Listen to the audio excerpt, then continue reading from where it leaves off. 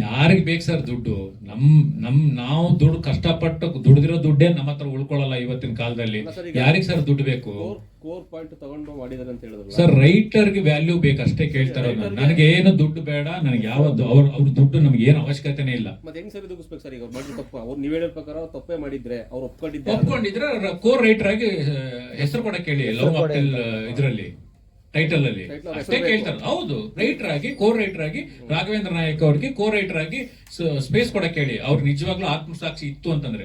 ಇಲ್ಲ ಕೋರ್ಟಿಗೆ ಬಂದು ಫೈಟ್ ಮಾಡ್ತೀನಿ ಅಂದ್ರೆ ಕೋರ್ಟಿಗೆ ಬಂದು ಫೈಟ್ ಮಾಡಿ ಸರ್. ಅವ್ರು ಹೇಳ್ತಾರೆ ಸರ್, ನಾನು ಹೇಳ್ತಿಲ್ಲ, ಓಪನ್ ಆಗಿ ಹೇಳ್ತಿಲ್ಲ. ಅವ್ರು ಅಪಾರ್ಟ್ಮೆಂಟ್ ಅಲ್ಲಿ ಒಳಗಡೆ ಕಾರ್ ಹೋಗ್ಬೇಕಾದ್ರೆ ಬರ್ಕೊಳ್ತಾರಲ್ಲ ಸರ್, ಎಷ್ಟು ಗಂಟೆಗೆ ಎಂಟ್ರಿ ಆಗಿದೀವಿ ಅಂತ.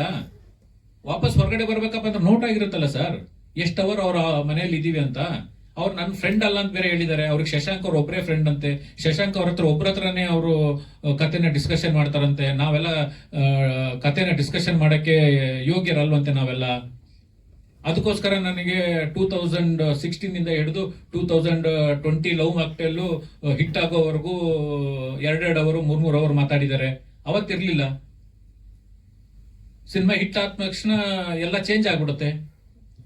ಈ ಚೇಂಜಸ್ ನೀವು ನೋಡ್ತಾ ಇದ್ದೀರಾ. ನಿಮಗೂ ಮೀಡಿಯಾದವ್ರಿಗೂ ನಿಮಗೂ ಗೊತ್ತಿರುತ್ತೆ ಅವ್ರ ಬಿಹೇವಿಯರ್ ಹೆಂಗ್. ಲವ್ ಮಾಕ್ಟೇಲ್ ಬಿಫೋರ್ ಸಕ್ಸಸ್ ಅವ್ರಿಗೂ ಏನು ಬಿಹೇವಿಯರ್ ಇತ್ತು, ಅದ್ರದ್ದು ಆದ್ಮೇಲೆ ಏನ್ ಬಿಹೇವಿಯರ್ ಇದೆ ಅಂತ ನಿಮಗೂ ಎಲ್ರಿಗೂ ಗೊತ್ತಾಗಿದೆ. ನಿಮಗೇನು ಗೊತ್ತಿಲ್ವಾ? ಅದು ನಿಮ್ಗೆಲ್ರಿಗೂ ಗೊತ್ತಿದೆ. ಅದು ಏನ್ ಬಿಹೇವಿಯರ್, ಏನೇನ್ ಚೇಂಜಸ್ ಆಗಿದೆ, ಏನೇನಿಲ್ಲ ಅಂತ. ಅಪ್ಪು ಸರ್ ಹೆಂಗಿದ್ರು, ಎಂತ ಸಕ್ಸಸ್ ತಗೊಂಡಿದ್ದಾರೆ ಅಪ್ಪು ಸರ್. ಏನ್ ಬಿಹೇವಿಯರ್ ಇದು. ನಾನು ಜೆಂಟಲ್ಮನ್ ಸಿನಿಮಾಗೆ ಅಪ್ಪು ಸರ್ ಹತ್ರ ಫೋನಲ್ಲಿ ಹೇಳಿದೆ, ಸರ್ ಟ್ರೇಲರ್ ಲಾಂಚಿಗೆ ದಯವಿಟ್ಟು ಬರಬೇಕು ಅಂತ, ಕರಿಯಕ್ಕೆ ಬರ್ತೀನಿ ಅಂತ. ಕರಿಯಕ್ಕೆ ಯಾಕ್ರಿ ಬರ್ತೀರಾ? ನಾನು ಬರ್ತೀನಿ ಬಿಡಿ. ಏನ್ ನೀವು ನನ್ಗೇನು ಗೊತ್ತಿಲ್ವಾ? ನಿಮ್ ಸಿನಿಮಾದಲ್ಲಿ ನಾನು ಆಕ್ಟ್ ಮಾಡಿಲ್ವಾ? ನಾನು ಬರ್ತೀನಿ. ಎಂತವ್ರು ಇದ್ದಾರೆ ಅಲ್ವಾ ಇವರು. ಒಬ್ಬ ಫ್ರೆಂಡನ್ನ ಬಗ್ಗೆ ಹಿಂಗ್ ಮಾತಾಡ್ತಾರೆ, ಅದನ್ನ ಎಷ್ಟು ಕೀಳವಾಗಿ ಮಾತಾಡ್ತಾರೆ. ನಾನು ಮೊನ್ನೆ ಚಾನಲ್ ಅಲ್ಲಿ ಮಾತಾಡ್ಬೇಕಪ್ಪ ಅಂತಂದ್ರೆ 2013 ಒಬ್ಬ ಫ್ರೆಂಡ್ ಆಗಿರೋ ಮನುಷ್ಯನ ಫ್ರೆಂಡು ಅವ್ರ ಸಿನಿಮಾ ಗುರುವಾರ ರಿಲೀಸ್ ಆಗಿದೆ, ಭಾನುವಾರವರೆಗೂ ಒಳ್ಳೆ ಕಲೆಕ್ಷನ್ ಇರುತ್ತೆ. ಆ ಟೈಮಲ್ಲಿ ನಾವು ಅಪವಾದನೆ ಮಾಡಬಾರ್ದು ಅಂತ ನಾನು ಸುಮ್ಮನೆ ಇದ್ರೆ ನನ್ನನ್ನೇ ಅವರು ತಪ್ಪಂತ ಹೇಳ್ತಾರೆ. ನಾನು ಆಸ್ ಎ ಪ್ರೊಡ್ಯೂಸರ್ ಆಗಿ, ಆಸ್ ಎ ಡಿಸ್ಟ್ರಿಬ್ಯೂಟರ್ ಆಗಿ, ಆಸ್ ಎ ಡೈರೆಕ್ಟರ್ ಆಗಿ, ಒಂದು ಸಿನಿಮಾ ಕಲೆಕ್ಷನ್ ಇರುತ್ತೆ ಶುಕ್ರವಾರ, ಶನಿವಾರ, ಭಾನುವಾರ ಕಲೆಕ್ಷನ್ ಇರುತ್ತೆ. ಅಂತ ಟೈಮಲ್ಲಿ ಈ ತರ ಅಲಿಗೇಷನ್ ಮಾಡಿದ್ರೆ ಅವರಿಗೆ ಕಲೆಕ್ಷನ್ ಏಟ್ ಬೀಳುತ್ತೆ ಅಂತ ಒಂದು ಒಳ್ಳೆತನದಲ್ಲಿ ನಾನು ಮಾಡಕ್ ಹೋದ್ರೆ ನನ್ನ ಫ್ರೆಂಡ್ ಬಗ್ಗೆ ಕೀಳಾಗಿ ಮಾತಾಡ್ತಾರೆ, ಅದನ್ನ ಕಿಂಡಲ್ ಆಗಿ ಮಾತಾಡ್ತಾರೆ. ಜನ ನೋಡ್ತಾ ಇದ್ದಾರೆ. ಈ ಜನ ನೋಡ್ತಾ ಇದ್ದಾರೆ, ಇದು ಯಾರು ಸರಿ ಯಾರು ತಪ್ಪು ಅಂತ ಜನ ಡಿಸೈಡ್ ಮಾಡ್ಲಿ. ಸರ್ ಈಗ ಕಾಲ್ ಟ್ರೈ ಮಾಡ್ತಾ ಇದಾರಂತೆ, ನೀವು ಕಾಲ್ ಪಿಕ್ ಮಾಡ್ತಾ ಇಲ್ವಂತೆ. ಅವ್ರ ಪಿಯಾಗೋನು ಒಂದು 50 ಸಲ ಕಾಲ್ ಮಾಡಿದಾರಂತೆ. ಯಾಕೆ ಕಾಲ್ ತೆಗಿತಾರೆ? ಮೇಡಮ್ ಅವರು ಮೆಸೇಜ್ ಹಾಕಿದ್ದಾರೆ ರಾಘವೇಂದ್ರ ನಾಯಕ್ ಅವರಿಗೆ, ಏನು ಅಂತ, ನಿಮ್ಮ ಅಡ್ರೆಸ್ ಕಳಿಸಂತ.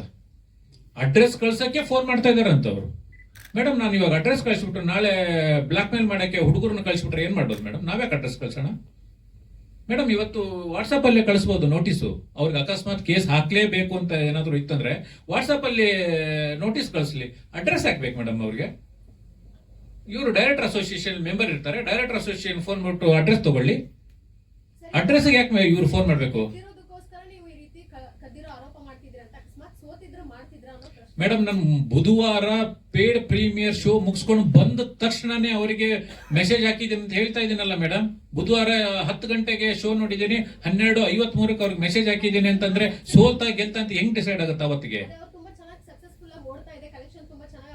ಮೇಡಮ್ ನಾನು ಹೇಳೋದು ಅರ್ಥ ಆಗ್ತಾ ಇದೆಯಾ? ಬುಧವಾರ ಪೇಡ್ ಪ್ರೀಮಿಯರ್ ಆಗಿದೆ, 10 ಗಂಟೆಗೆ ನೋಡಿದ್ದೀನಿ, 10:53 ನಾನು ಥಿಯೇಟರ್ ಇಂದ ಹೊರಗಡೆ ಬಂದ ತಕ್ಷಣ ಅವರಿಗೆ ವಾಯ್ಸ್ ಮೆಸೇಜ್ ಹಾಕಿದ್ದೀನಿ ಅಂತ ಹೇಳ್ತಾ ಇದ್ದೀನಿ. ಅವತ್ತು ಸಿನಿಮಾ ಸಕ್ಸಸ್ ನಾಟ್ ಸಕ್ಸಸ್ ಹೆಂಗ್ ಡಿಸೈಡ್ ಮಾಡಿರ್ತೀರಾ?